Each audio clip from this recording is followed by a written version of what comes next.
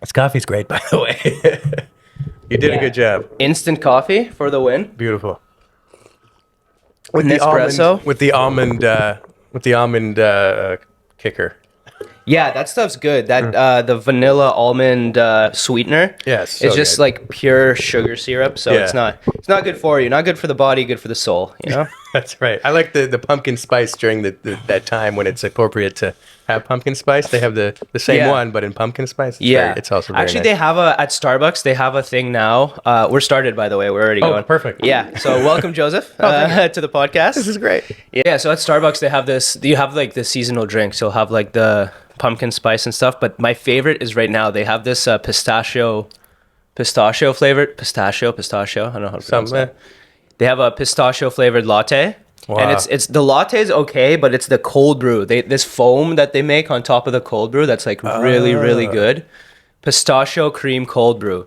If you I'm exposing my, bougie Starbucks order. I look like my name is Brittany, but That's good though. Come Yeah. on. You gotta live. you like it's honestly it's too good. I'm very happy that Starbucks is ridiculously expensive Right, because yeah. otherwise I'd be having it all the time.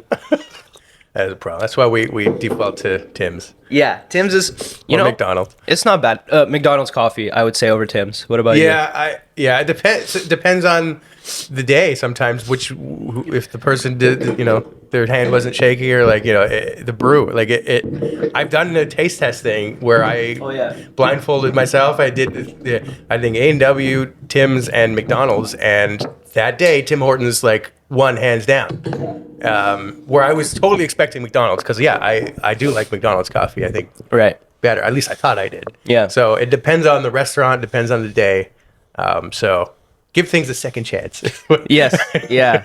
Honestly, these days, all the coffee is pretty consistent because there's not really a lot of manual labor, so to speak, that goes into it. It's all automated and the blends it's all based on the manufacturer. So I think wasn't there a thing where Tim Hortons and McDonald's switched their providers?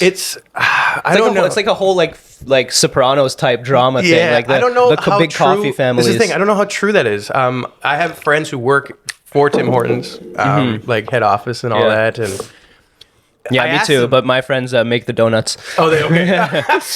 Shout out Joseph. Yeah. He's actually an engineer now, but Oh, okay. There you go. we always make fun of him for his Tim Hortons days. Well, hey. Funny stories. That's where you start.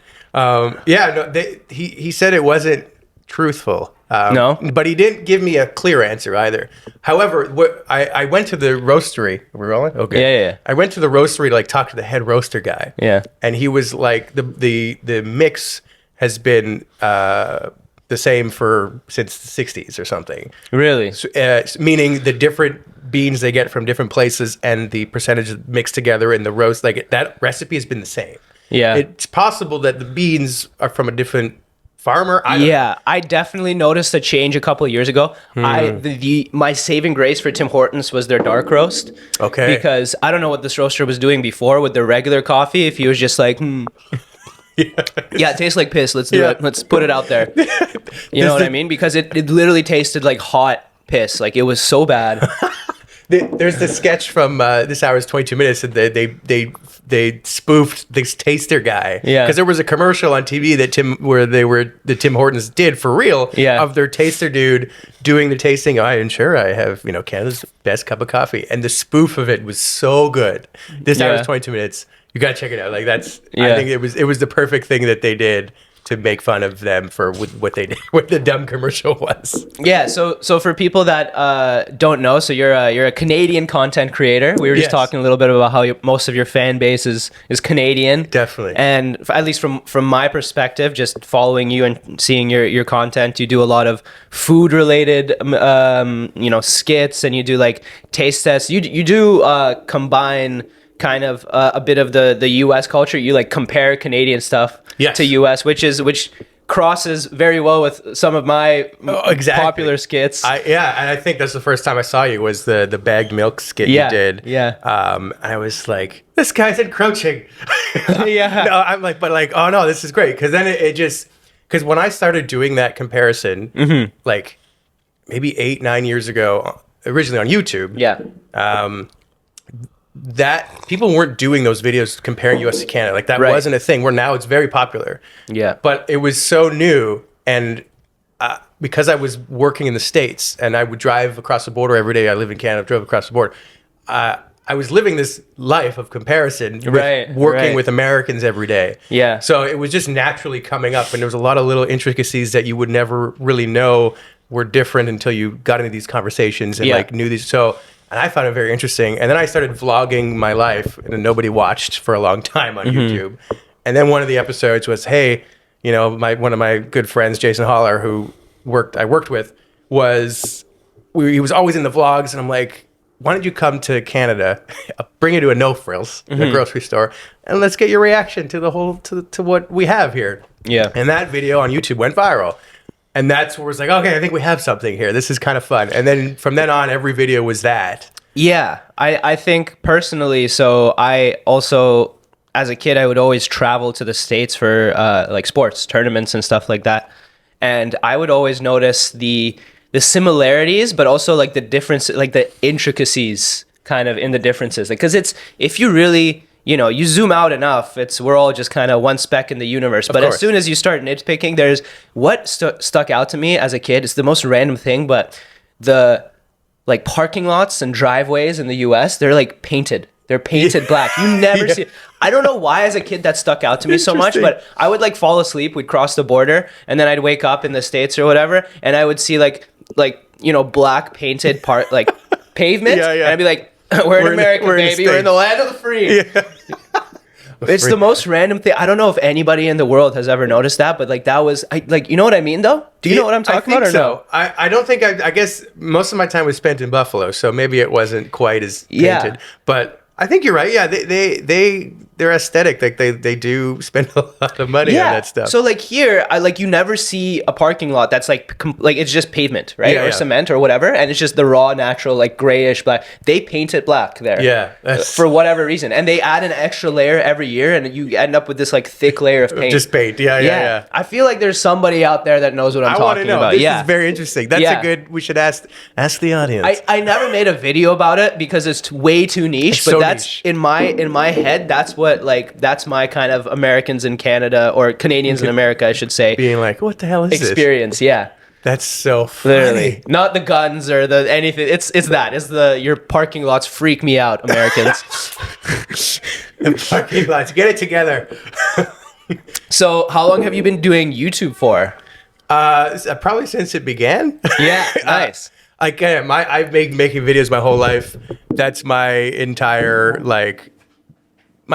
stuff. Like that's all I do. As a kid, I was making videos like on an old camcorders and stuff before the internet was a thing. Cool. And then I started putting skits and stuff out on the internet before YouTube. So like I had a website that if you wanted to watch the video, you'd have to download the video. Wow. Right? Okay, cool. And it's still live for some reason. That terrible website still there. Plug it if you want. Maybe you'll get some No, hits. God, no. Well, okay, it's called The Wee Show, was the name of the show. They're just dumb skits and stuff. Yeah, and that's great. So I've been doing that for a while. And then when YouTube came on, then we started putting them on there. And always had the channel.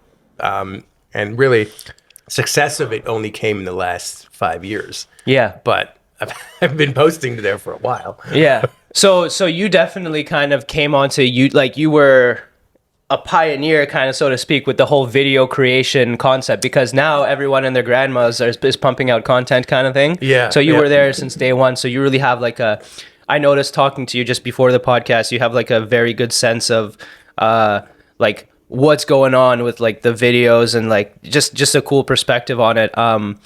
I actually like YouTube specifically. So Yeah. you started on YouTube. I started more on TikTok. Yeah. So we have the exact opposite. You kind of Yeah. adopted TikTok because it was the way to go. Yes. And I kind of just, You ran with it. Well, it's Yeah. great. I was so against TikTok when it came out Yeah. because I didn't understand it. yeah. And from being somebody who's made videos my entire life and like that's my profession, Mm-hmm. when something new comes and you don't understand it and it's like what you do, it's like, Yeah. fuck this.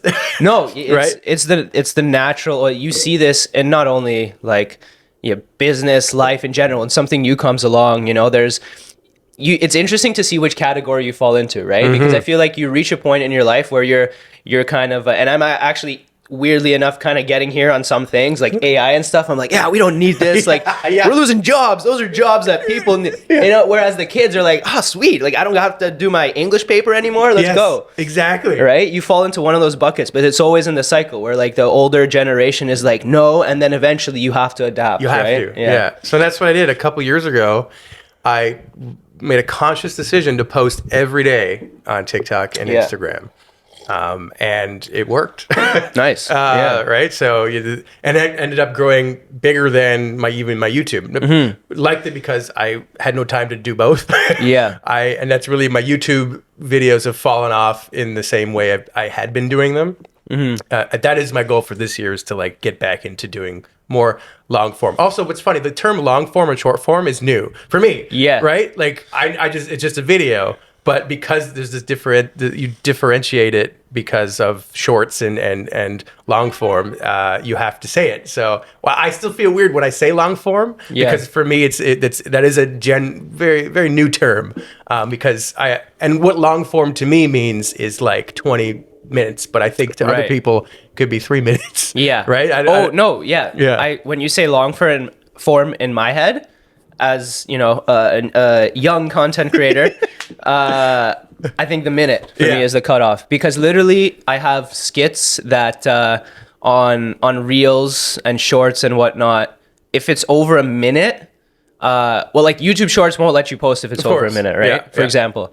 So that's the cutoff, right? Once it's over a minute, I have to start considering, okay, maybe this is like more of a YouTube kind of for YouTube skit that I should like really think about scripting and like getting all the angles and like, you know, the people together to make it proper. Whereas anything under, like, usually, like, as we're comedians, we write a bunch of jokes and some of them end up on stage, some of them end up as skits. 99% of my stuff is either for stage or something on stage that I use as like a short skit, like just a premise that I quickly, like, just the other day, I'm about to post this crowd work clip from a skit that I did like a couple months ago. Was this like long job titles, like for stripper, you'd say rhythmic clothing extraction specialist.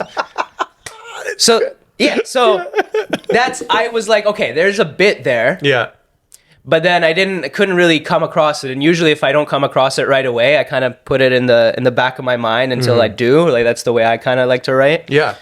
And it turned into a couple of great skits I did with a Toronto comic named Chenille. Okay, They did well. They got like a couple 100,000 views. People liked them. Amazing. Never did it on stage until the other day, where I was talking to a woman about her job, and she gave me this long, like, you know, company coordination assistant manager, whatever. Right. I'm like, yo, like, that's like a long name for like guidance counselor. Yeah. And then I brought up the stripper thing, and then turns out she was actually a stripper. She's like, are you saying I'm a stripper? But it ended up being really funny. So good. Yeah. That's just like, I think, I mean, I'm not good at crowd work. Yeah.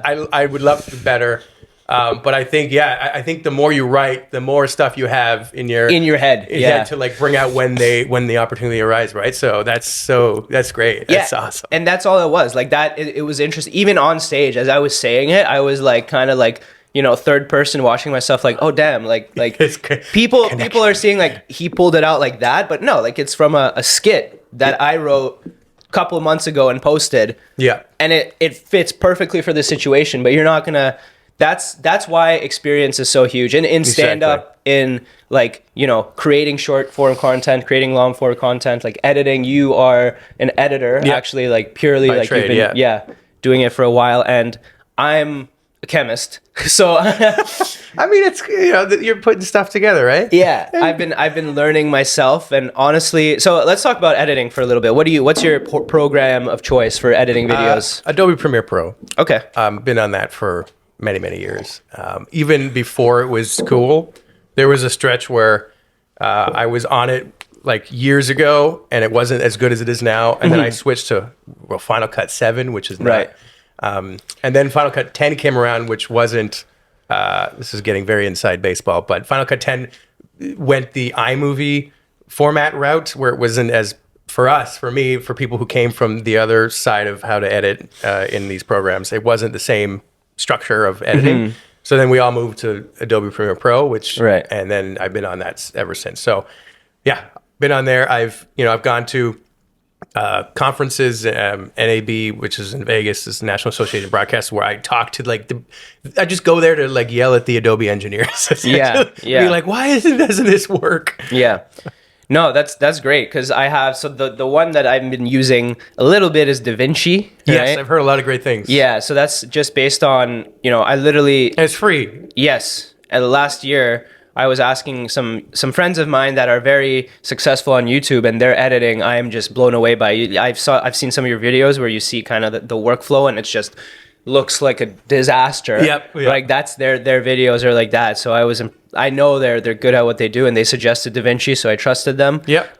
But I don't know if you've ever used CapCut. I haven't, but I've also heard good things. Yeah. Yeah. So that's like for my shorter skits on my phone, really easy. Dump it in there. There's not, for the skits, it's not a lot of like hardcore editing that goes on. So you just whip it out real quick. Yeah, that's great. And actually, so I have the with the pro membership, it's like $10 a month. You have a desktop version. Oh, sweet. And it's unreal. And I'm just so used to using it that I kind of feel like I'm cheating every time I'm using it. Yeah. Because it's so easy. It's like the same kind of look. I can literally show you right now. I want to see. Yeah. Yeah. It's the same kind of look, but the difference, I've edited a few things on DaVinci and most of my stuff on CapCut. It's good for like 99% of the things I need it for. Then that's the best tool then. Like, frig, I don't know why I haven't gotten it, because I should get it on my phone, because sometimes I do edits in the TikTok app. Yeah. Just because it's quicker, but I feel like CapCut would help my life a little bit more. So yeah, you see how it looks here? It's a very similar, you got your looks like files. Yeah. And the thing I like about this is that it just like with CapCut, it's like I would say we were talking about like how technology comes in waves, and there are people like, oh no, like this is too AI or whatever. Yeah. It uses AI a lot, and it's just very easy in terms of like if I want to adjust kind of the video, I can auto adjust it, right? So I don't have to play around with the stuff myself as much. What are you auto adjusting right now? Like the color of the video. Oh, okay. And it has all these like, auto color match. Perfect. HDR conversion, that stuff I don't usually. You can play around with it here. See, yeah. And then other stuff I use, like what's something I would use a lot. Like there's a very cool tool like camera tracking. Oh yeah, okay, yeah. So I think what the best part of it, it's even more user friendly. Like Premiere does a lot of that stuff. Yeah, but this is way more user friendly, and there's a stuff in here that Premiere doesn't have that they should, which is like the tracking stuff. Right. It's not as good at tracking as I think these newer programs are. And that is why I think this is great. Yeah, literally. And for audio, there is like, all the, background noise reduction, voice isolation, and they have, for some reason, it's just like it's really good quality. Like the way that they do it, I don't even know where this company is based out of, but they are directly linked to TikTok though. So I'm pretty sure they're probably owned by the same thing, right? So there's actually, believe it or not, a little boost your videos get when you use CapCut. So when you just export out of there a file? Yeah. Okay. So TikTok knows what kind of file you're putting in there, I'm sure. Interesting. And there is, for smaller accounts, there's a little boost that you get, So what I'll do, I'll edit in Premiere, export it, put it into CapCut, export it again. Yeah. All for 5 views. Let's go. I'll take anything. Yeah. Wow. Back to the short form, long form stuff. There was a thought I had about it where, like, I had to basically learn short form editing. Like, I had to learn how that worked, and that's why I think naturally, when I see short form stuff, and like most of my stuff, short form is like over a minute, all of it, because for me, like my storytelling from how I've documentary and just how I've always done it is beginning, middle, end, where that not necessarily isn't really the case for short form. There's sometimes isn't a conclusion. Yeah. Right? It just kind of ends. But it's good. Like it works and people love it. But it just kind of ends where I need to get it out of my own head. And that took me a while when I was doing it for like starting every day, I got no views, right? Because I didn't know what I was like, oh, professional video editor, like, doesn't matter. Yeah. Right? It didn't matter. I was playing a new game. Yes. So I had to learn, adapt, and like rethink how I make these videos. It's not the way I was doing it. So yeah, I truly believe that. Well, okay. First, let's talk about. So you're talking about short form. I'll talk a little bit about my journey. The opposite direction with long form, because like I started in short form, and now I've had to learn how to edit and make long. I've made like a few vlogs. Nice. These podcasts are all uploaded in the full duration on YouTube and Spotify and everything, and I do the clips. So I you know, that's long form content, and I really want to do like more in depth skits. Yeah. Where like it's like even. To me, a 3-minute skit, the thing about skits in short form, what I've learned and what I'm sure you've seen is that in order for a short form video to do well, there cannot be a break. It has to be like boom, boom, boom, boom. Boom, boom, boom, boom, boom. Like if you're making a food video or something informative, it has to be information every second. If it's a comedy video, there has to be a tag every second. Like if there is a beat, you see that kind of retention graph, dead. it just drops off and you're done, right? Yeah. There's like videos I've seen of people that like have like a 34-second video and the retention drops at like 33 seconds and it gets a couple thousand views. And if you cut that last second, it goes to like 1 million plus because of that insane algorithm. So there is a bit of like a weird like game that you're playing, like a puzzle that you're trying to solve. It's true. Every day. I've been doing these puzzles forever, but like it's so much more. It's so like I'm trying to get out of my own head to like maybe I should just cut it off before this concludes, or like before the most important shot that I think is important. Like it would just do better, you know? Right. So that's what I was kind of trying to get into. Is I saw this video of this person who's like a kid basically. They're maybe like 15 years old and they're just super viral on YouTube. They're like, you know, maybe slightly autistic in a good way. Yeah. In the way that they're like, I've analyzed all of Mr. Beast's videos and like, you know, and then I went to like research specific models of trains. But like they're saying all of this stuff and that they figured out YouTube. They can make anything go viral and their videos are going viral. And what they're saying is things like they have a format that's like a specific length of video and you have to post at this time with this hashtag and this kind of story mode. And I was watching that video and I had a bit of an existential crisis because like, man, this is not what I got into it for. Like as a creator, I don't want to be solving these like retention puzzles. Yeah. I want to be creating stuff that's just funny. Yeah. And that I want to like telling stories. Exactly. I don't want to be like, okay, I have to make this like this, you know, I have to make this weird face and make this kind of thumbnail so people will watch. I just want to make something good. Yeah. It's a balance. Okay, let me take the toy away from my cat for a second. Oh, it's okay. It's hilarious. Keep going. I was saying, I have a cat too, but my cat will, you know, thrash your eyes out if you come near. I'm told this cat is much more friendly, which is nice, but being punished for playing. Not be punished. No, I'm kidding. It's the balance of art and like views. Like what it depends on what your goals are. And I started it not caring. I mean, I want people to see my stuff, but I also love just making videos and like bringing it out what's on my mind and not worrying about algorithm cutting things because of what I think might work for an algorithm. Right. However, you know, I fall into that because I do want the success, right? I've heard the like, you know, TikTok and all that. It's like gambling for creators. Like you never know what's going to hit, right? And you want to just keep rolling the dice. And I do get that feeling like when I post, and I've had this, like that is so accurate what you just said. It's like gambling for creators because you keep making these videos, and then when a video I post gets like millions of views, you do get that like dopamine, you know, like that rush. It's great. Yeah. It's like crazy. You feel like the man, you know, but. And there's a lot of weird stuff that comes with like having so many eyeballs on you, like the hate and the love too, right? Oh, yeah, like definitely. Both directions. I feel like there's nothing anymore that's kind of like in the middle. It's everybody is like on either side, like polarized. But exactly. But yeah, it's like You want that though, right? Because that drives your right. makes the more hate. It's like algorithms like everyone loves it. Look at all the comments. Yeah. More people need to see this. And then everybody's like commenting that they're gonna like kill your family, and they're like, yeah, they love you. They love it. Yeah, more people. Yeah.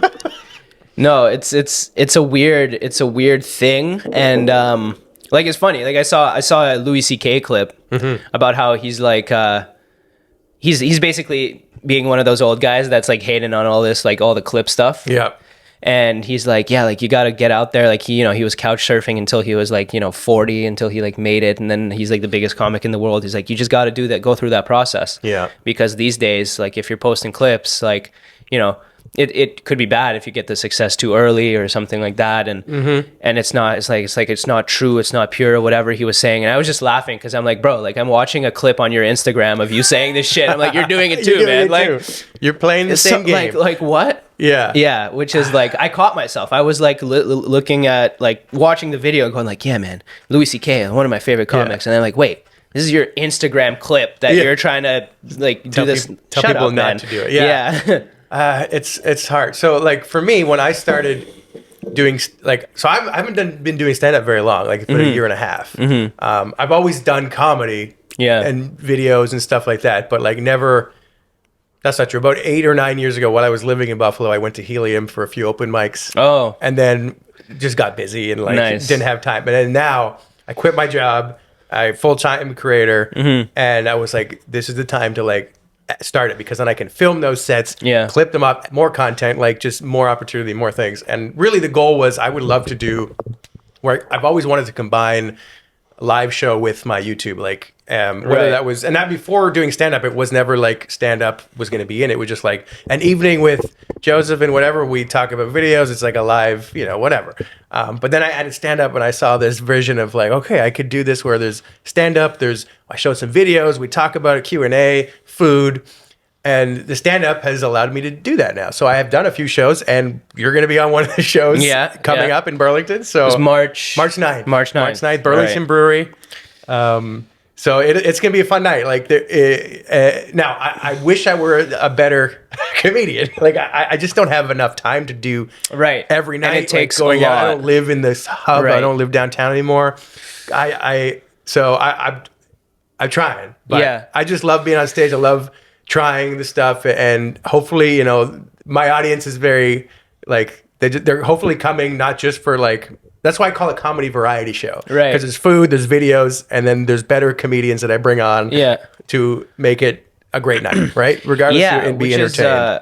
Just like with videos, right? Like you've become an expert in editing and putting together videos by doing it a lot and learning. Yes. Just like with that, like comedy is the same thing. Same thing. The only way to get better is stage time, period. No matter like, if you like, I think it's an interesting question. Like people have different opinions on it. Like does everybody have the potential to be funny?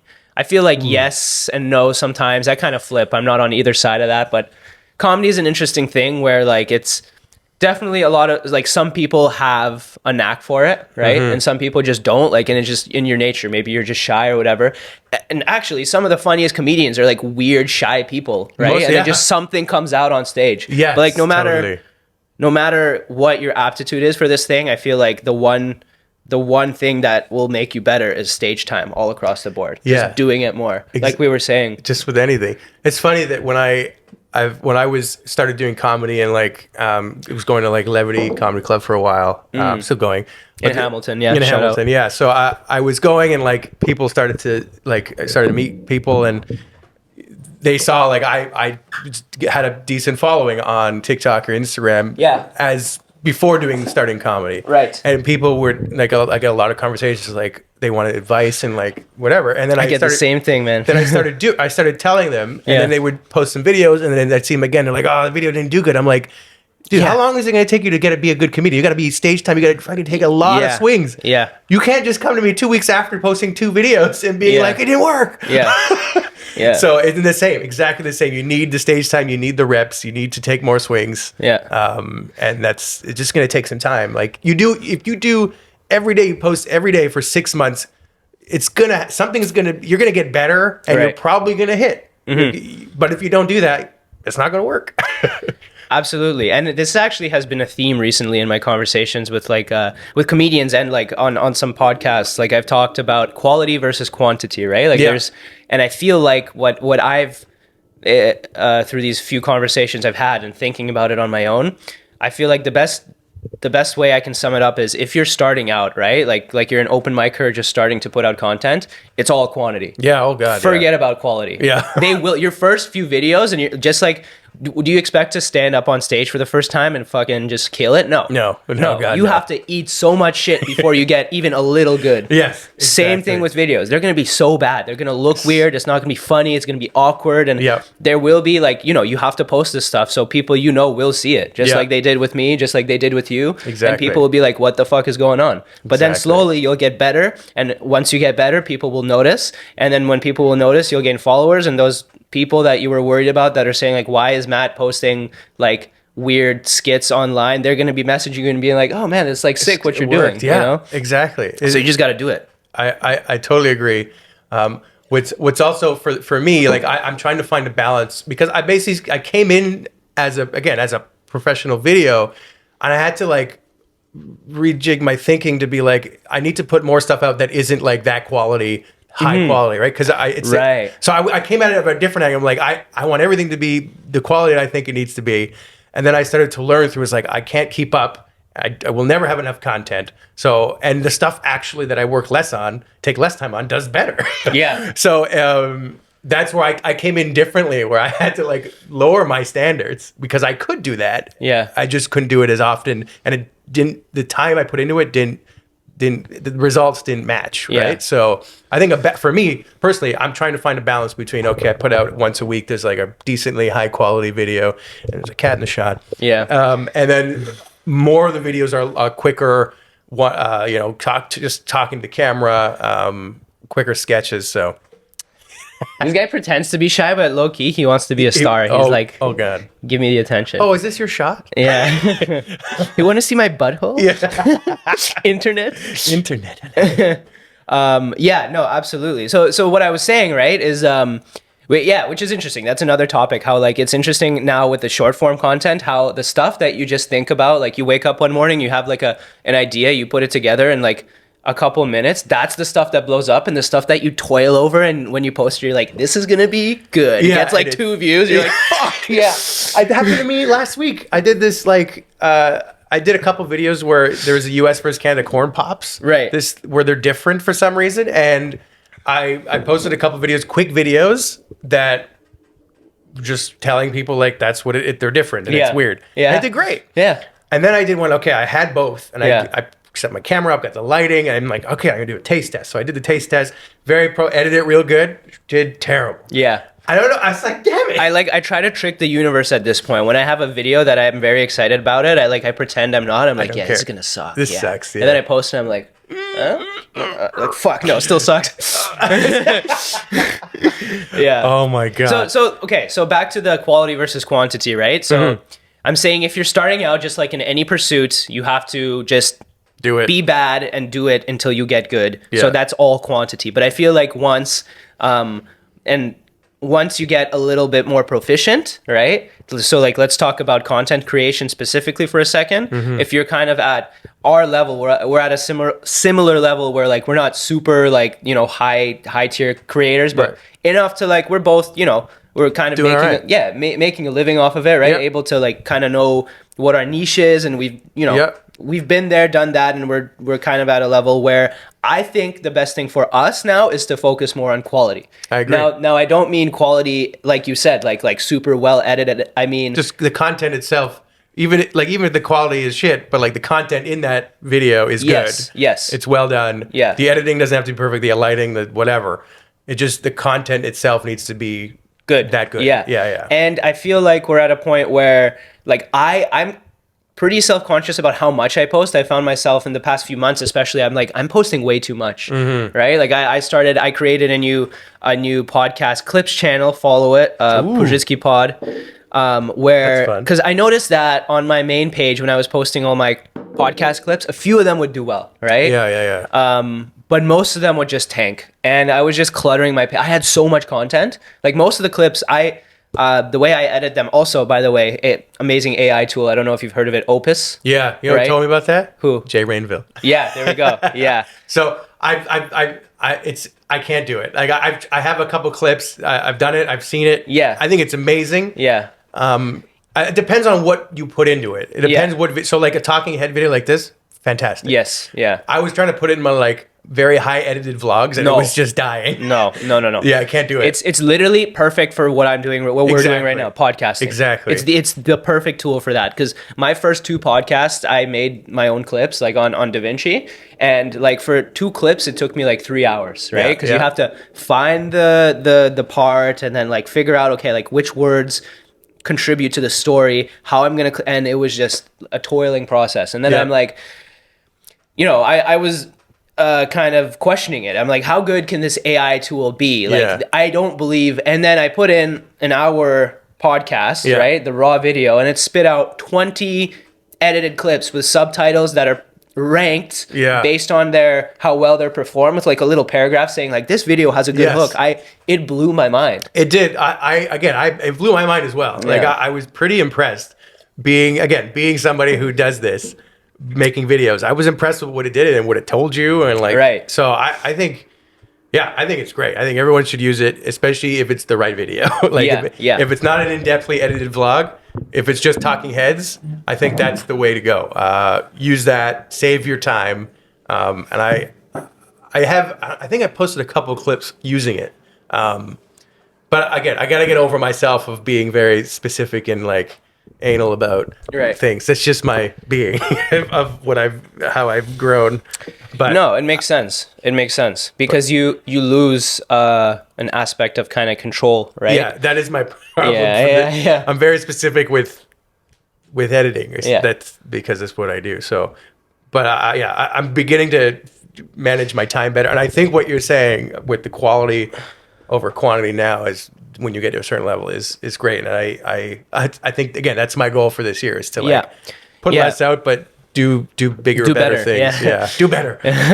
And my goal would be specifically focused on YouTube, because like, it's funny because I've had like a good amount of success on short form content, TikTok and Instagram, and to YouTube, I'm brand new, right? Yeah. So I'm kind of in that beginner for I post videos all the time. The ones that get like millions of views on Instagram and TikTok, I put them on YouTube and they'll get a couple thousand slowly now. Again, and this goes to show like, just like the method works. I've had to restart on YouTube, and just now like I'm just over 1,000 followers. I've gotten a few videos that like are close to like 100K. Nice. Right? Slowly past like a couple hundred to a couple thousand. Now we're in the 100,000s, and I'm confident that this year I'll get something that gets like 1 million views, and I'll get a bunch of followers from that. That's just the process. It's the process. What I'm saying with that is, it's funny because people comment. I'll post that Americans in Canada video that got like 20 million plus views now on TikTok. Yeah. And like it'll get a couple thousand on YouTube, and people are like, "Wow, man, you're really underrated. Keep going." I'm like,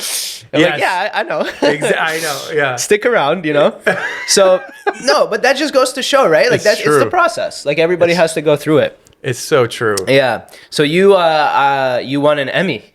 I've won a few. Few. It's crazy. So that's when I worked in the States. I worked for the Bills and the Sabres, doing their documentaries. Right. I mean, I've done every type of video for a professional sports team you could imagine, because in the stadium, in arena, commercials, again, a lot of the documentaries. Do you mind saying what years these were? Because I'm a hockey fan. I want to search up there. It was 2013 till 2022. 2021. Yeah. Okay. So I was about 8 years there. I lived there for 3 of those years. Then I moved back to Canada, to Burlington, Ontario, so that I can live with my wife.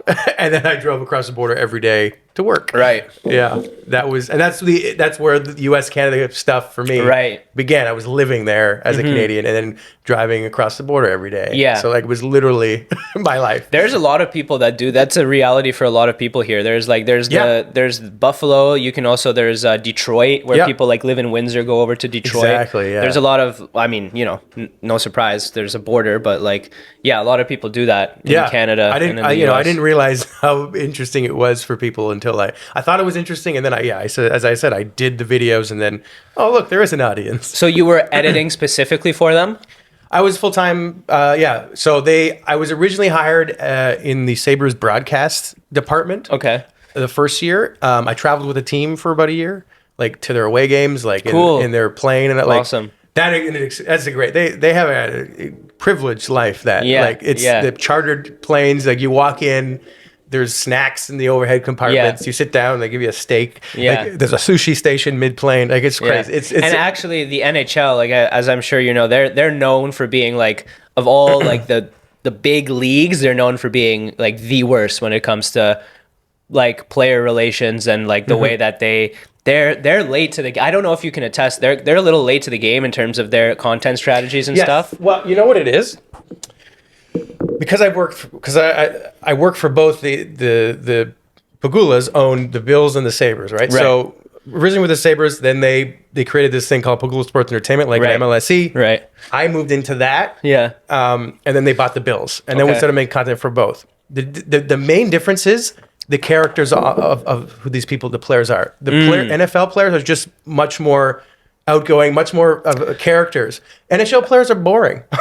Would you say so? Because I kind of grew up like in hockey, you know, being like a Canadian raised guy. Like I feel like there's a whole like online culture now where like people are making fun of, you know, like the hockey bros. Like you know. but compared to NFL players, they're way less outgoing. They're much more low key. Like most of the time, they're harder for somebody who's trying to make an entertaining story about them for 8 years. Yeah, it was way easier to do it with NFL players because because even if the story isn't great, they're just interesting, crazy people. Yeah, like way more outgoing, way more showy. Yeah. Whereas it's harder to bring that out of NHL players. Yeah, I feel like that's been the case. But now you have like Spit and Chicklets, right? Which is like the hockey newer. It's Paul Bissonnette, and they're kind of, they have done more for the NHL than the NHL has been able to do for itself in years, because like they're highlighting the personalities of these players, and they're making like him and Whitney, what's his name, Ryan Whitney or something, right? They're great personalities. They're hilarious guys, very good on the mic.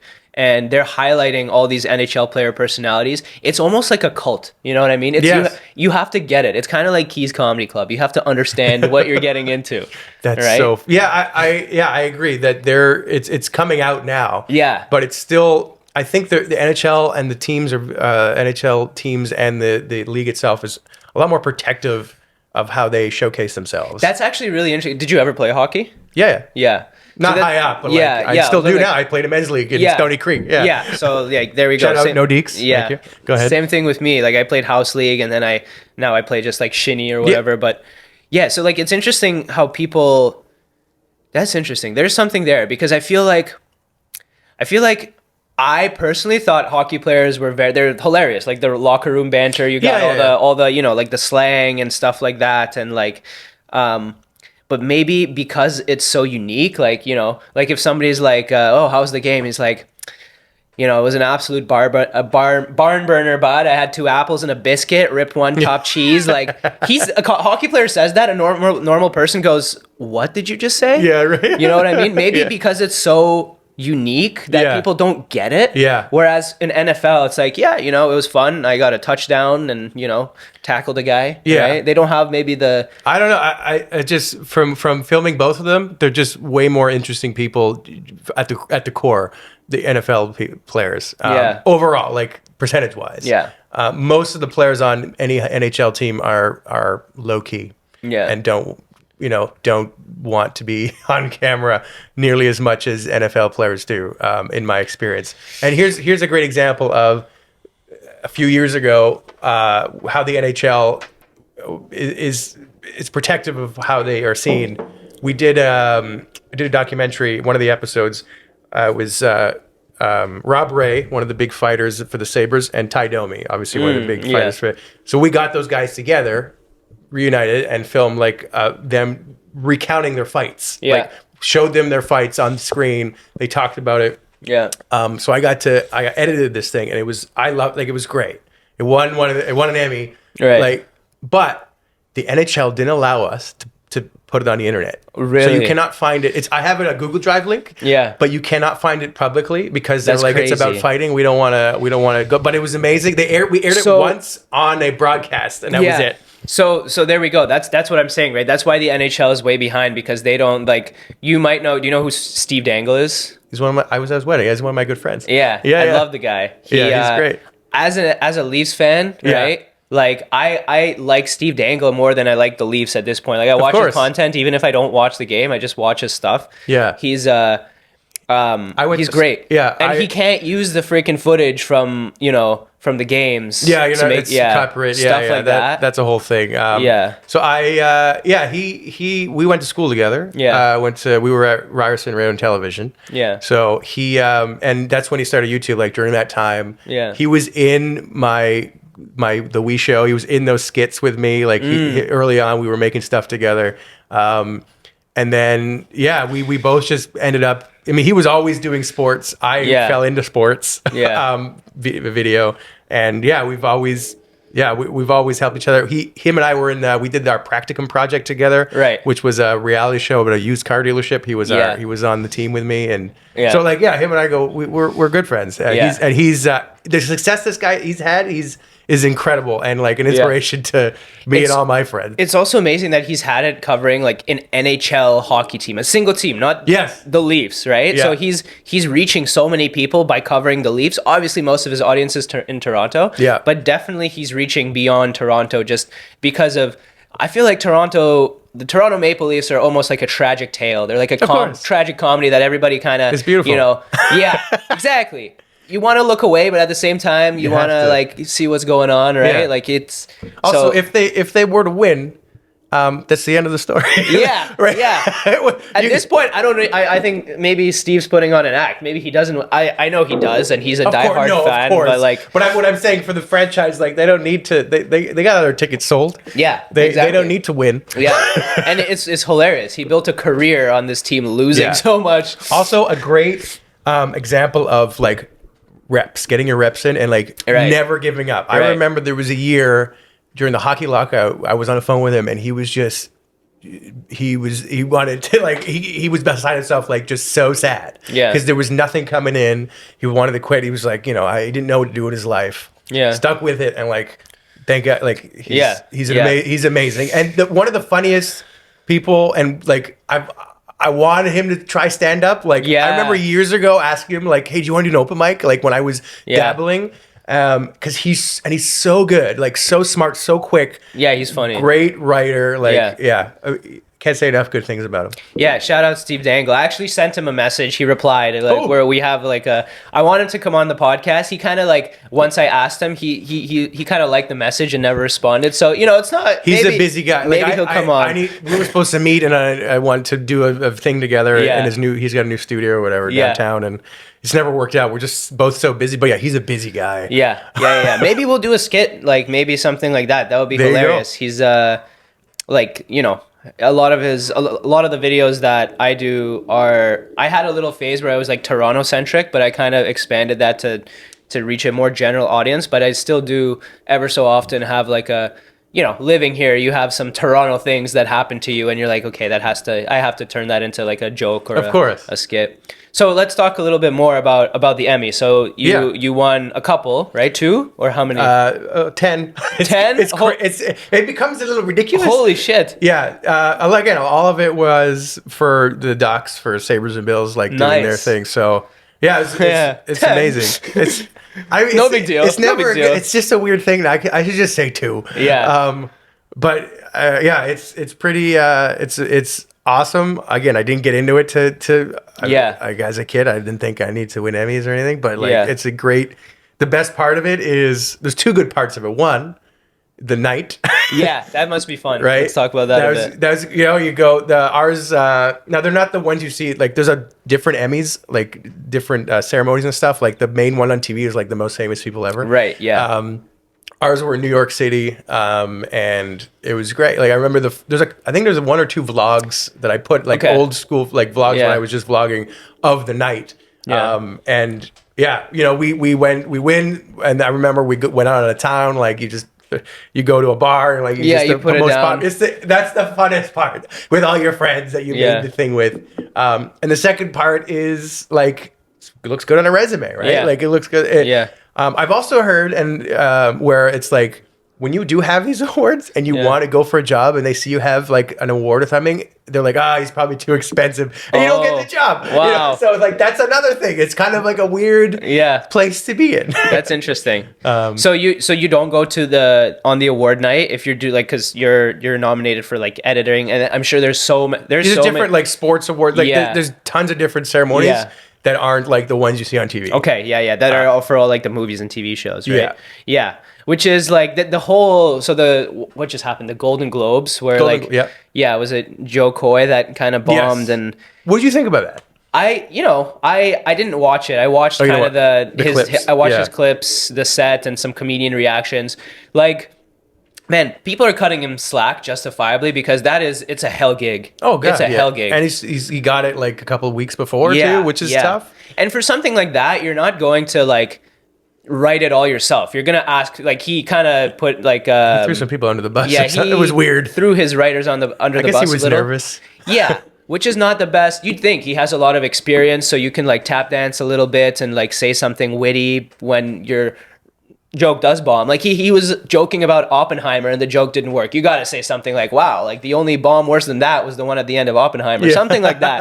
Right. And then he like talked about Taylor Swift, but like, it's a hell gig. You're probably the worst crowd you're going to get. All these like stuck up people that are not there. They're cognizant of the fact that there's cameras on them at all times. So they're very aware of when they're laughing. It's almost like when you do a show, when you see people on like a first date and like the dude's usually like kind of, you say something a little edgy and he's like kind of looking, he wants to laugh, but he's like trying to hold it in, That's so, yes, exactly. Yeah, that's everybody there. Exactly. Right? You're totally true. And what was interesting when I started going more into comedy clubs, like again, it's only been a year and a half, I was so surprised of what people were saying on stage personally, because I wasn't in that as much. Yeah. And like, I love it. It's great. And it's like, it feels raw, right? It freeing. Feels freeing. Yeah. And to see what he was saying and people like, I'm like, he didn't. Yeah. It was like, no, it was fine. Yeah. So I feel like he almost kept it too clean because he admitted himself that it was a big deal for him and his family. And he is like, he made too big. My personal favorite was Ricky Gervais when he did it. Oh, he's amazing. So that's basically, okay, like if you're a comedian hosting the Golden Globes, if you're playing it safe, there's no way you win, right? No, you have to either go in after everybody or like, I guess that's what you have to do, because there was a presenter, a comedian as well. I forgot his name, but he's like, well, it's surprising that I'm even here. I'm from a small town and I'm not a pedophile. And that got a laugh, right? Right. Because there's people in the room that are not pedophiles that are laughing. And there's the people that are like, shut up, man. Right. So it's like, and then Ricky Gervais, man, I still to this day, his like 2020 when he hosted his most recent one where he's hosted it like 4 times. Every time was great, but the last one where he just went in on people and like it was panning to like Tom Hanks and he was like red like a tomato. And he was just going off and he's like, I don't care. I don't fuck. You're all pedophiles. Come up here. Thank you, God. Get your little award and get the fuck out. You know what I mean? Like, I still watch the highlights of that. Now I want to watch him back because I remember he was so good, like just so cutting. Because he didn't give a shit. And he went after them and he was so big at this point that it like, he didn't care. Matter. He truly, you can see through, I don't know if he had writers actually. He probably had some people that he bounced the ideas off of. But that kind of stuff, like you're not going to like come up with it in a writer's room. That's Ricky Gervais written all over it, and you can tell, right? Yeah. Oh, definitely. And he's so good. Like, he just went in with no fear, right? Where you can tell Joe Coy was a bit. Yeah. He was playing it as like a career move or something like that. It is a big deal, right? God, yeah. But I feel like at this point, like a lot of comedians, if they're offered this position to host the Oscars or the Golden Globes, I feel like at this point, a lot will say no. You know what I mean? It's just too much. It's almost like a death trap. At this point, yeah, pretty much. And recently, think about it. Chris Rock getting slapped by Will Smith, and now Joe Coy. So I think we just have to have Ricky Gervais host every single award ceremony. Reluctantly, yeah. I think that should be his job. If not, we'll get AI Ricky Gervais. Yeah, literally. It's so funny how that's like, it's not even a joke. That's like completely possible. The hologram AI. It's terrifying. Yeah. But I love it. That's a complete reality now. So damn, okay, 10 Emmys. And are these ceremonies, like the smaller ones, is there also a host, and do they do the whole presentation? Yeah, they usually, what they do is they have like different hosts for a bunch of awards, because they just go through a ton. Yeah. Like it's a long night. Like you think that watching the Emmys on TV is long, but like this is a long night. Yeah. Yeah, so it's not as big and showy. Like I think it's streamed online, like it's not on TV, right? So Yeah. yeah, it's mildly entertaining. It's not the best show.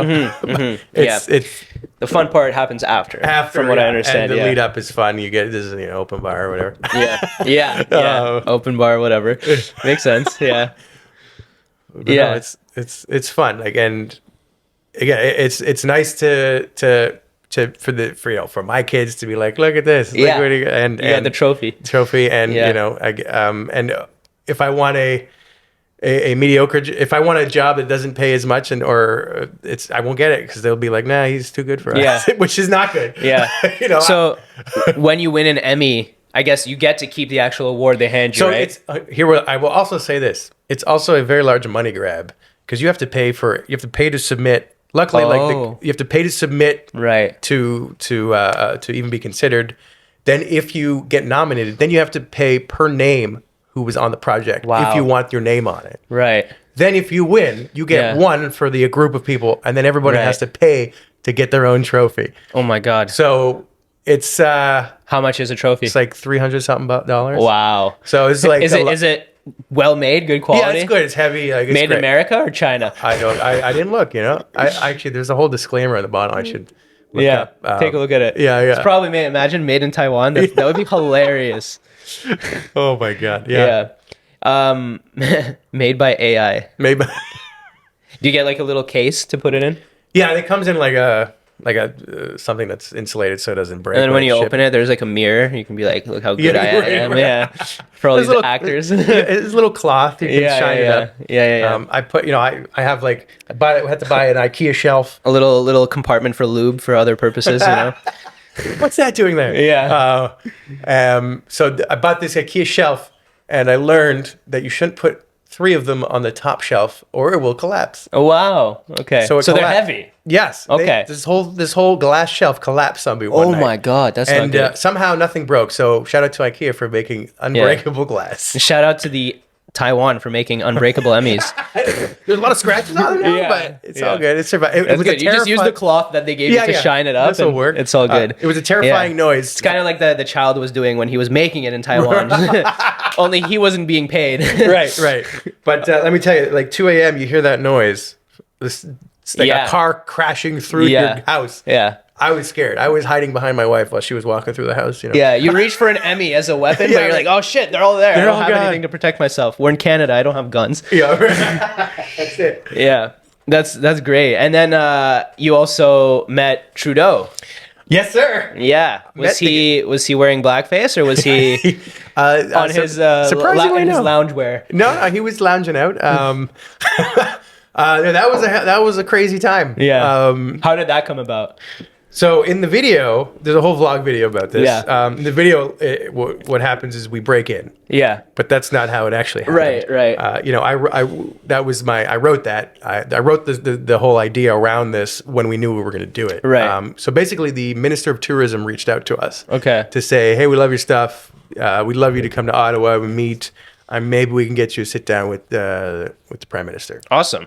So the opportunity was crazy. Yeah. And then I wrote this idea of like, and I went in there. I'm gonna talk about the stuff that like my content's about, which is poutine. Yeah. Whatever, beaver tails, coffee crisps. Mandate Tim Hortons to bring back the old lids. Things like dumb things like that. Yeah. Now we didn't know 100% we were gonna get in until the day before. Right. So we drove to Ottawa the day before. I had like written out plans of like, okay, this is the storyline. These are the questions I would ask. Obviously, we're going to meet the Minister of Tourism with questions for him. He can start out the storyline, and like, I want to ask him if he'll make us, get us to see the Prime Minister, and he would deny me, and then we'd make it look like we snuck away. Anyways, the funny thing is, like, a lot of people commented, like, how did you do that? I'm like, come on. Like, Yeah. there's no way you could do this, really. Yeah. But I guess I really want to read the other comments on that video because there's a ton. So Yeah. here's what happened was, we put the video out. Actually, the first thing I did was I posted a photo on the day when I met him. Yeah. I've never seen that much hate. Yeah. Yeah. Right? Great, Yeah. thank you. Listen, I was going to say, like, I don't know. It's kind of like hosting the Golden Globes at Yes. this point. For sure. It's a tough ask. It's man. a tough. It is. It comes with a lot of. You're not going to win. You know you're not going to win. Of course. And it's not your fault. Like, there's nothing you can do. You can ask him political questions. You can ask him bullshit questions. You Right. can just sit there and like kiss him. Like, it won't. It won't matter. work. You're fucked. Like, yeah. So I kind of knew this going in, but I knew it was gonna be great content. yeah. Yeah. Fuck it. I would do it too. Yeah. Yeah. So so then we posted the video. Actually, we did a whole screening thing in Oakville, which was it was an awesome night. Then I posted the video, and then I did okay, and then I posted on Twitter.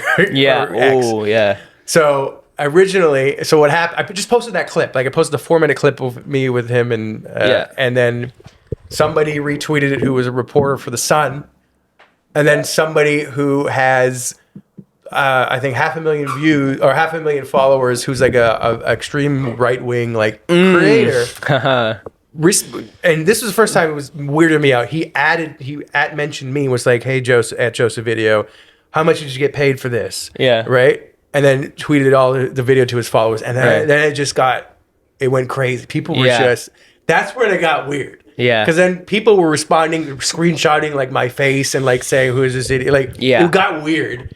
And I was paranoid for a night, but I looked into the guy who like tweeted it out. I watched some of his stuff. He's a creator. Like, was it Ben Shapiro? He did do a video on me, Ben Shapiro, but it wasn't to do with that. But he did? He did. He reviewed one of my. I did a one where I unblocked the news when I crossed the border, right? Because you can't get like. Oh Nazi yeah, news. I saw You remember that. Yeah. Yes, yeah. So he did a reaction video to my video, Right. which was very bizarre. Yeah. He didn't say anything bad it wasn't crazy, but like the Trudeau one, like that was crazy. So this guy, what I did is I ended up turning it into like part of my stand up where I talk about what I did. And then like you'll see I show the video of Trudeau and me in my act. And then I talk about the comments. Right? Yeah. I talk about this guy who called me out. And like he added more comment. Then he tweeted it again. And was like, I have some questions for you. And he asked, like, who your contacts? Like, can you show us your emails? I'm like, what? What? Yeah. No. He's like, do you have authorization to monetize this video? Like, who gave you this authorization? I'm like, my wife? I don't know. Like, what do you mean? So I used it it made more content for me. And I added it to my stand-up bit. And in the stand-up, I'm like, if you want to have me on your podcast, well, I'll tell you how much I made, because I made nothing. It was a free opportunity. Yeah. An opportunity. Yeah. Yeah, that's interesting, because that's tough, man. Like, especially in today's day and age with social media, like, due much in part because of the easy kind of polarization that is possible because of social media. Yes. Right. Oh, God, like you were saying, right? Like, controversy works, right? Yeah, Instagram thinks and like that it's people like loving the video, but it could be people hating or doing this or doing that. It's a weird world we live in, where like everybody has access to such a breadth of knowledge, which is amazing. Yeah, because we can learn how to do so many things, but at the same time, it's a little dangerous because there's people that believe in flat Earth and stuff like that. So and that's so weird, because like, imagine you used to be an expert in a domain, and then you'd have to like consult another expert or encyclopedia to learn about something. Like, if you're you're a judge, right? You're an expert on the law, right? Okay, say I'm a chemist. Yeah, I know everything about a certain or synthetic organic chemistry, but then if I want to know something about the law or whatever, I'll talk to a lawyer or this judge. Now there's these kind of people that are very respected in their field. You can be a Supreme Court judge, right? Very reputable, very respected, but you happen to go down a rabbit hole about flat earth and now you're a flat earther. So Right. you bring that reputation to flat earth, and that kind of propagates, and that's how you get this weird world we're living in. So that is very interesting point. Yeah. So it's a weird thing to handle, and this is kind of why I'm scared of AI as well, because like social media, like we've now we have government regulations, which is actually something I'm very interested with this bill C-18. I think Yeah. that's the thing that prevents you from opening Narcity in Canada, right? Yeah. So it's I see why they wanted to do it, but it's solving a problem that didn't exist. Yeah. Nobody was worried about making money in Canada for like news. Like it wasn't. They had their own ways. Like it wasn't. It's not doing what they wanted. Like it's just blocking ourselves from everything. yes, yeah, and it's like they're doing a lot of they're trying to develop this into more acts. I don't know what exactly it's called, but like I've seen a few videos and read a few articles about it where essentially they want to push specifically like Canadian content in Canada, Right. and like French language content, stuff like that. Yeah. Which I think is, listen, once you start to try to control popular culture, you're getting into weird fuzzy territory where it's like Exactly. we're going somewhere like, there's a reason history books are written, and like you got to read it and recognize the patterns, because that's a dangerous path. Like you for can sure. justify it, but once you try to control narratives, that's you're the minister of propaganda, right? Like that's what it is. That's the job title. It's so true. And like it's so, I don't know. Like I it's such a hard thing to like even see what side is like. Yeah, there's a lot of great points. Like CanCon for TV and radio is a thing. They're trying to bring that to the internet, but like it's just you can't. It doesn't work. Yeah.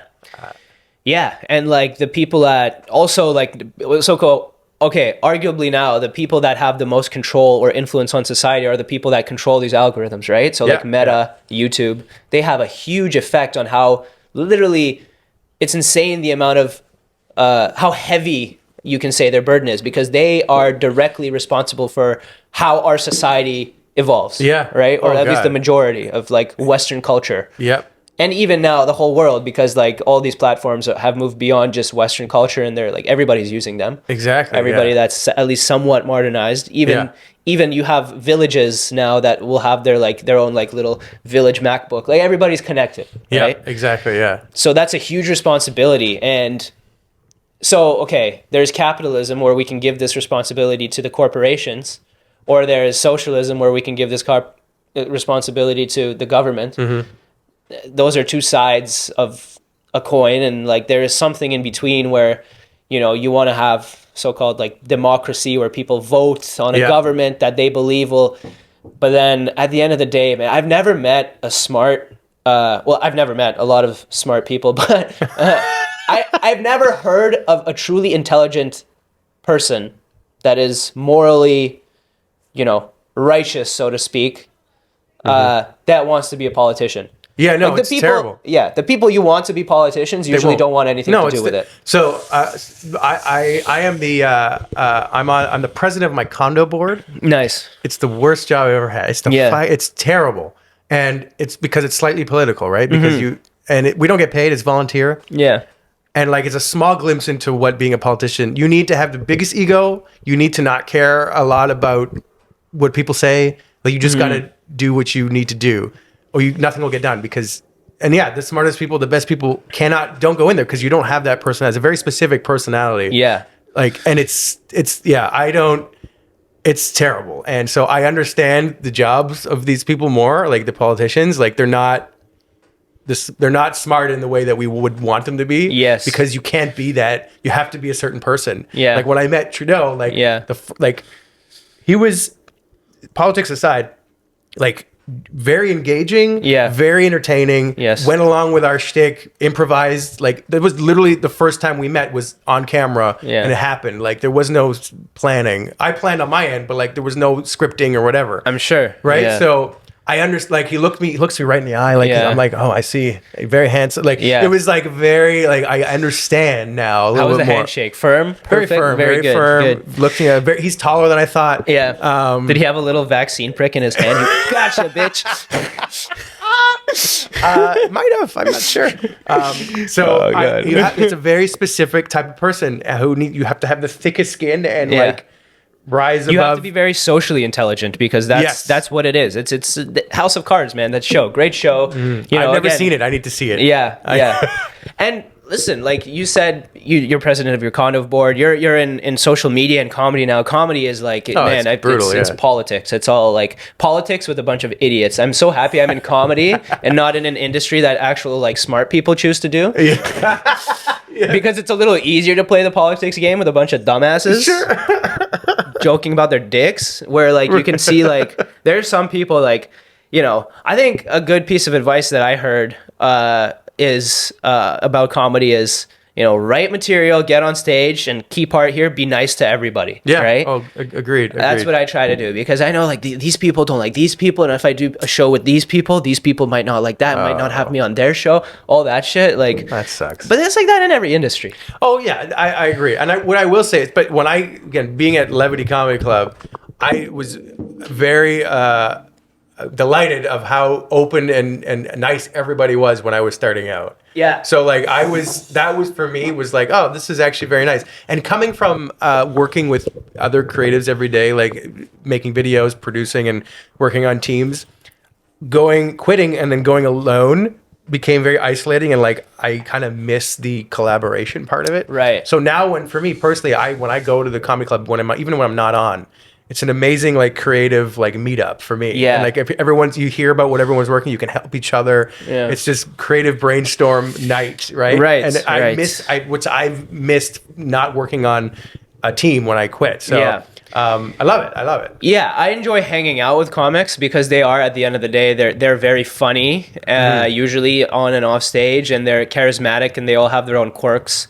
I love like after a show, I'll be like, there's myself who's like a comedian. I have a master's in chemistry, and there's like a guy who's like a lawyer as his full-time job, and then just Wild. a guy who just is trying to quit meth because every time he does it, he ends up sucking off a tranny. So like it's a very It's a mix. and mixing we're all pot. just hanging out and talking about life, and Yeah. you realize that people aren't so different at the end of the day. It's beautiful. I love that, and that's what I've met a lot of great people, and this is what we're doing right now. Like Yeah, you and I, exactly. right? Connecting through comedy, Yes. but like sharing Yes. ideas, and I love this stuff. This is the best. Yeah, and it's truly like getting up on stage for me. I love hanging out, but in terms of like getting advice from other comics and stuff, I don't love it. I don't usually listen to it in terms of like Sure. specific advice, but I love learning from them by just watching them. Yes. Oh God. 'Cause Yeah. the best comics, what they do is they're like unapologetically themselves, right? Yeah. And they know how to just, and that's like it sounds like the easiest thing to do. Like, yeah, I am myself, but in life and No, on it's- stage when there's a bunch of people watching you, it really is hard It's very to be difficult. yourself, Oh, for sure. right? Yeah. You kind of. I second guess everything I'm doing. Like Yeah. I don't know. I still trying to figure it out, but I like when I'm up there, like, and I'm doing this stuff, and especially if you're doing well, feels good. I think once you get that first, as you get that first laugh, you just ease out of it, and it's like it Yeah. becomes a lot easier. And then that's where you come out, right? When you stop being worried or like, oh, this is going terribly. When you stop worrying, it's like that's the best stuff. So that's what I'm getting better at. yeah, and again, it's like it's a long process. Like you just get better and better, and that's the beauty of it, right? It's one of those pursuits. Like you never reach a point where you're satisfied. And I feel like if you do, that's not great. There's No. probably something wrong there, but like there's always, at any level, you can always get better, right? Exactly. Always make it tighter. Always, tweak this, tweak that, and you're always evolving as a person, right? Like the nature of being yourself is you're always evolving, so you're always changing, right? Yeah, And I it's agree. it's great. I love like the process of learning what makes me laugh and learning about my own values and morals, like as a person, discovering myself and being able to turn those ideas into words and present them in a way that gives joy to a room full of people. That's like a very pure kind of pursuit to Yes. me. Oh, Yeah. for sure. That's my life, is to always. That's why I started making videos. I love the entertaining people and Yes, making them yeah. feel happy and like and entertained, and that's everything I'm doing is that, whether it's video, whether it's stand up, whatever. Yeah, no, it's a cool thing. But then like you get into the politics and like that pure thing is what you, that mushy kind of like center. That's where you try to, that's how I try to ground myself amongst all the bullshit that goes on and all of that behind the scenes. Like, because sometimes it can take a toll on you, right? Oh God, yeah. And you can like overthink it. Like even recently, like, and it's great, you know, having good friends, family, my fiance, like just to like snap me back into reality. Like all this drama and shit, it's nothing. Just like, you know, Yeah. it's just focus on the pursuit itself. Like I opened for Christina P. Okay. She's Tom Segura's wife. She's like, Oh, wow. Yeah, that was fun. But the most important thing I got from that, like her advice to me, is just like put the blinders on, right? Like just do your thing at any level. There will be haters. There will be people better than you. That is great advice. Yeah. And I'm looking back, like that's basically what I've done. Like especially starting out, wanting to be a video producer or editor or whatever my whole life. It's been a lot of people, especially that back then. Yeah. People were like, go work for the government, you know, go get a good job, get a paid job. Like that was very much, you know, I had to just put that aside and just do what I loved and what I was passionate about and what I believed in. Yeah. So that's very good. And it's great. It's amazing that, you know, now more than ever, there's an opportunity to, you know, to monetize this stuff that we're doing. We're doing what we love, making some money. Like who can ask for anything more? Like, it's the best. It's great. It's great. Yeah. And for me, I have to thank my wife, who has a very good paying job. Oh, good. So it was risky to quit. But then, but there's a safety net. And again, I can, you know, my plan is if anybody needs freelance work, let me know. We'll talk. Yeah. We'll see if it works out. Don't worry about having Emmys and all that. Like, I'll listen to you. We'll talk. I'll email you back. So it's great. It's been a good year, amazing year. Like one of the best years of my life doing what I'm doing. And this next few weeks, actually, I'm going to a conference where they buy and sell like reality shows and documentaries. Oh, wow. Okay. So I've always, on the side of my desk, always been making these shows up and filming like essentially demos. Nice. I've sold a few, but they never made it to TV. So now I'm going to this conference in New Orleans, and I've literally the last 3 weeks have been editing sizzle reels that I've shot. So that's a whole new endeavor that I'm trying to get. I almost, as like a passion project, started tampering around with the idea of like a sitcom that I have that's like personal to me, and I've been I made like a little, what do you call it, like a trailer, a show bible kind of. With like the, you know, kind of episode outline and like the general idea. There's if you look up Rules of Roommates, it's a show I did only on YouTube. It was based on me and my friend who lived together. We literally filmed like 5-6 episodes before we had any show bible. Like we basically, it was a comedy series. We just started making it for fun, and then what happened is once we started putting stuff out, then we had some interest, and we actually sold the option rights. Nice. And that's when we started to make the Bible and all that stuff. So we went into it just writing like essentially a script, a short script, made that, and then you start to learn in the same way. I would say make a short version of whatever you got.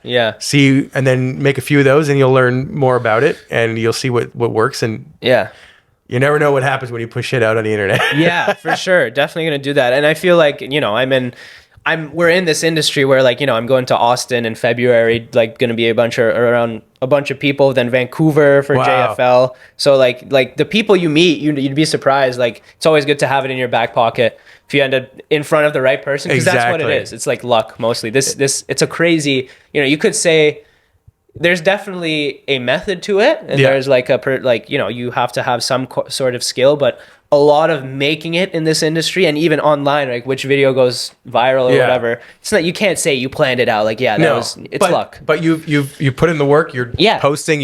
It's the preparation. It's the you know, non-giving up guy. You know, like there is luck, but you're not going to get to the luck unless you start doing something.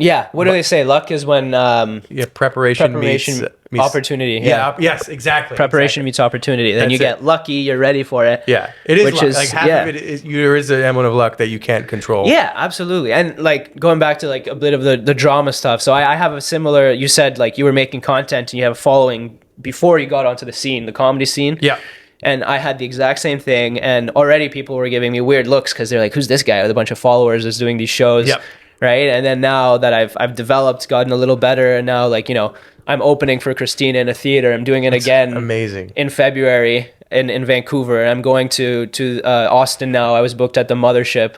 Is there people? Yeah. People are like, you know, yeah, there was some stuff that, like, you know, whatever, like they're hating on me a little bit, but that's whatever. You know, that's the way it is. They're jealous. Yeah, I mean, obviously, yeah, like course. I see right through it, but I just laugh it off, and I'm like, yeah, okay, cool. Yeah. But that's the situation where, yeah, like, I admit that I'm lucky, and that most of these connections have came through, like, just my main connection, who's like Christina P. She's like my comedy mom. She's been awesome. Like, I text her all the time. She gives me advice, and she's like the best. And I don't know what she saw in me, like, fucking, but, like, you know, you could say it's lucky that she saw me online and she reached out to me. But yeah, I think you understand when you see people who have success online, like, you have a work ethic and you're willing to, like, do that because you had to have done the work to get seen, right? You had to be posting that much. There's a, like, part of, like, a job interview is, like, is the person going to, like, do the work and, like, care, and, like, they're seeing that, like, okay, maybe he's not the best comic yet, but I can see he's going to put in the work. Well, yeah, we were saying that, we were joking around before the podcast that I have a master's in chemistry that I'm not going to use. Yeah. But, well, you know what? These days, I think degrees are, and you talk to anybody that has just a job with a salary, that has a role at a company, they're not using in 99% of the cases, I feel like they're not using what they learned in school. Sure, right? Yeah. What the education system is at the end of the day, and why I don't regret doing my undergrad and then a master's, doing that's like 6, almost 7 years of schooling, right? It shows, if you want to get a job, it shows employers that you can undertake a task and see it through, right? You got the degree, you got the stamp, you did it, you did it. So now I'm hiring you, and I know that you're not gonna, if I give you a hard task, which, you know, going through school is not easy, right? You're not gonna just, like, fail a few attempts and be like, all right, I give up. You're going to stick through it. That's all it's showing people. And that's what it's, even now that I'm not necessarily seeking an employer to get a job, working for myself, it taught me how to, you know, kind of grind my teeth and just get through it. Right? Oh, totally agree. Funny thing is, though, for me, to get a visa, you need to show your degree, which is the first time I've ever needed to. Right? Whoa, really? Because you have to go to the border and get to have a meeting at the border, bring your degree to prove that you're, like, worthy of this visa. This is for which visa? The U.S. visa. It's a TN visa. Okay. Because I'm looking into that too, for, like, the entertainment I think visa. It's like an artist's visa. It's the O1. Yes, I think so. There's I don't know what I don't know what you need to show. Probably proof, awards, like, of following, like, for me, I needed to show that I had this degree in television and whatever to, like, justify that I was getting this video editing job. Nice. And so that it's funny, that was the one time I really needed to have this. I literally had to bring it to the border guy. Just bring them an Emmy, whack the border guy across the head with your Emmy and be like, exactly. There we go. There's my visa. But so that's what I'm saying, right? It's not like it's a necessity, right? Like, these days, especially with the internet, if you're motivated enough and disciplined enough to, like, stay on a schedule, you can learn anything by yourself on your own schedule more effectively than a teacher can probably teach you, because you're self-learning. You know, like, I don't understand this. Let's get into this. But it's just it teaches, you know, maybe an outdated system, but it teaches people to, you know, show up to class on time, to schedule, how to think, think through problem solving, right? Problem solving, working, like, in a team environment. It all goes back to, like, even school. That's why kids go to school, right? Like, most of the stuff in high school, and if they actually were smart, they'd teach kids what, like, the concept of taxes and stuff like that. Yes, I think that's just been introduced, though. I think that's a thing now, right? Thank God. Like, I'm a mess with that stuff now. That's my problem. My mom is an accountant, so I've never had to worry about it. Can I get your mom's number? Yeah, legit. Like, really? I have her business card. You can hit her up. Yeah. She's also working for herself. That's luck right there. Yeah. You're fine. That's so funny. Thank God too, because she's helping me with because I just had to, like, register, like, myself as a business. Yes. Like, oh God, that's a whole thing. Too. Yeah. I think I should have done that last year, but I didn't, and Are you gonna have you done it yet? No, Yeah. so you default as a sole proprietor under, right, just by working, right? You don't have to, but then you need to register if you make 30,000 or over. So Yeah. I fucked up. Right, this there's past year. that. But also, I don't know too much because my mommy did it for me. So I've had to, yeah, Yeah. Well, that's good. That's great. Yeah. So like going to, especially like elementary and high school, is getting kids used to a system that we have in place, right, for them to be functional members of society, which is a good thing that they're like in integrating taxes and stuff like that. But I feel like these days almost that system is outdated. Oh, I agree. I Right? totally agree. I think during being in school, I was thinking about that. I was Yeah, like, yeah. That's why I was very lucky to go in, literally follow my passion through school. Like, Yeah, which is great. right. Yeah. So that's why we're Ryerson and like doing or what it's Toronto Metropolitan School that they've changed the name. Yeah, you dead named, I'm sorry. canceled, boom, done. Oh no. But I was doing something I really loved Yeah. so it wasn't painful. Yeah. But I was one of the lucky ones. Like, Yeah. I knew I wanted to go to that program like when I was in elementary school. That's great. And Like, it's not Yeah. normal. It's not a normal thing for most people. Yeah, To know that. exactly. It wasn't the case for me, right? I went into science because I do love science. I Sure, still love right. reading about it, but having gone through the whole process and being like a researcher in an actual lab, I realized it wasn't for me. And there's nothing wrong with that. Sometimes Yep. it is what it is. And I was lucky enough to discover comedy and video creation along the way, right? It's amazing. You know, I'm still young, so it's not like, I got my life ahead of me. So, but a lot of people don't. I realized that I'm lucky even to have a thing. A lot of people go through their entire lives without finding a thing, Finding right? what they really like. Which yeah. is, I truly believe that it's cliche. You've heard it before, but like everybody has their thing. Yeah. The hardest part is finding it, right? Yeah. So you have kids, right? Like you probably have like an approach with them that you like try to put them in, like Yeah. broaden their horizons as much as possible. Yeah. That's a whole thing. The kids. Yeah. I was gonna say when you were saying like you put your kids into elementary school and high school, to get through the system. You also put them in it's a daycare. Yeah. Well, there you go. That's also Yeah. a small part for parents. It's like Yeah. go. Just go to school. So like, that the parents can be functioning members of right, society. Yeah, exactly. Yeah. More so than the kids. Yeah.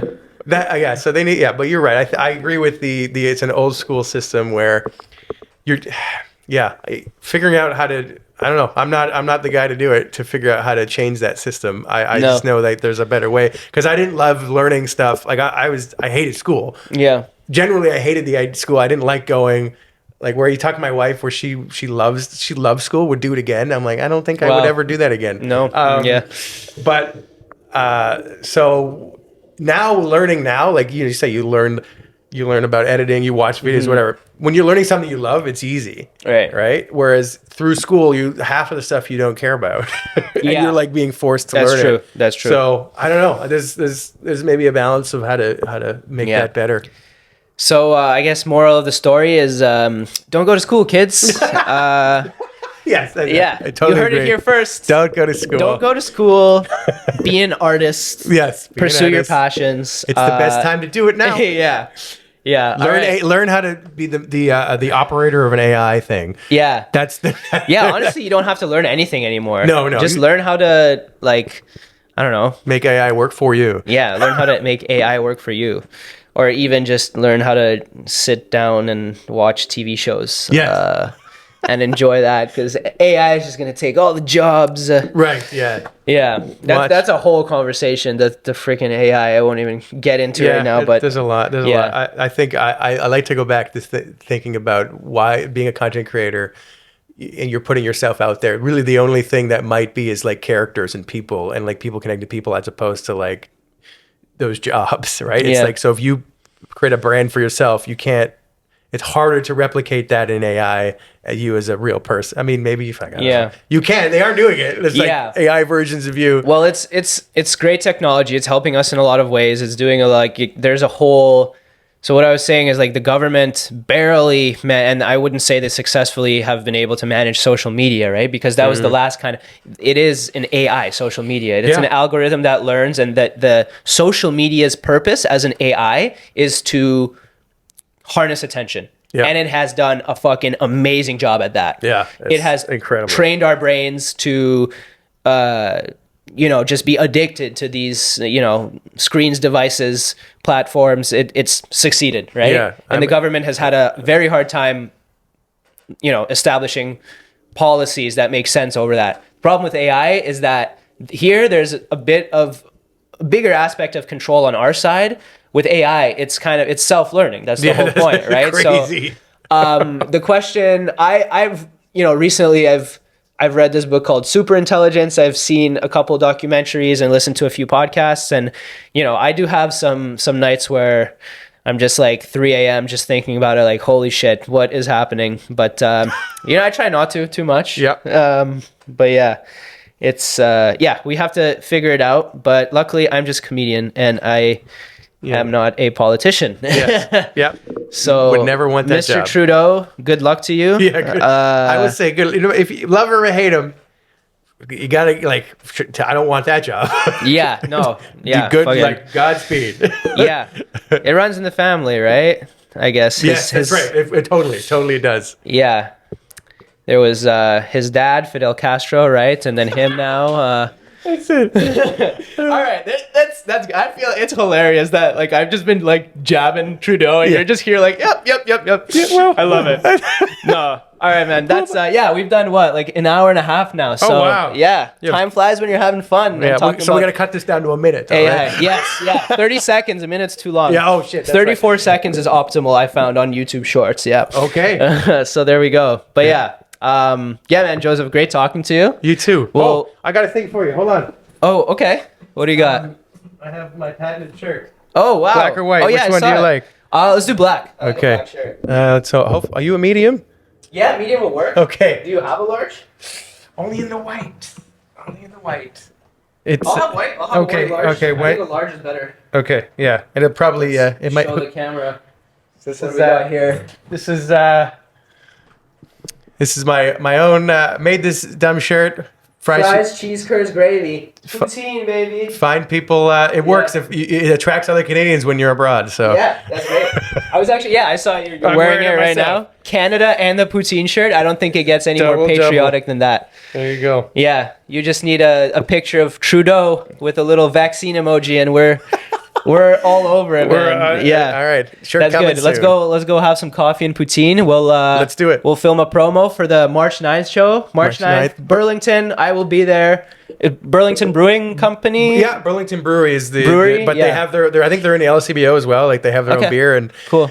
Also, it's a Venezuelan Mexican fusion restaurant as well. It's amazing food as well. Okay. And at the end of the show, we all come back on all the acts. We're going to come back on stage, taste one of the items. Ooh. So that's My favorite type of show. Usually comics don't get paid that well, but when paid in food. Well, Yeah. we'll see what happens. yeah. No. But food for sure. But definitely, yeah. Usually we get booze and we are very sad. But when we walk back on and we get food, that's amazing. There you go. I'm very excited. March 9th, see you there. If you have anything else you want to plug, follow Joseph. Is Yeah. it Joseph_video? Yeah, on Instagram, and then my name is my full name. Good luck with it. Yeah. Joseph Can you- DeBenedictis. Yeah. I never said the full name. Joseph DeBenedictis. There you go.